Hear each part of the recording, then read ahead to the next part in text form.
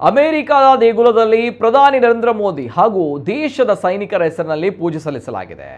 ತಮಿಳುನಾಡು ಮಾಜಿ ಬಿಜೆಪಿ ಅಧ್ಯಕ್ಷ ಅಣ್ಣಾಮಲೈ ಅವರು ಈ ಪೂಜೆ ನೆರವೇರಿಸಿದ್ದು ಪ್ರಧಾನಿ ಹಾಗೂ ಸೈನ್ಯಕ್ಕೆ ಶಕ್ತಿ ತುಂಬುವಂತೆ ಶ್ರೀಕೃಷ್ಣನಲ್ಲಿ ಪ್ರಾರ್ಥಿಸಿದ್ದಾರೆ. ಅಮೆರಿಕದ ಫೀನಿಕ್ಸ್ ಮಹಾನಗರದಲ್ಲಿ ಇರುವ ಕೃಷ್ಣ ಮಂದಿರದಲ್ಲಿ ಈ ಪೂಜೆ ಸಲ್ಲಿಸಲಾಗಿದೆ.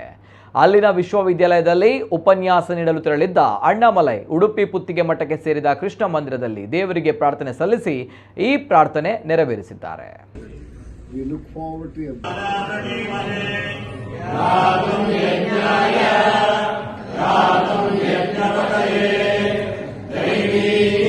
स्वस्तिरस्तु नः स्वस्तिर्मानुषे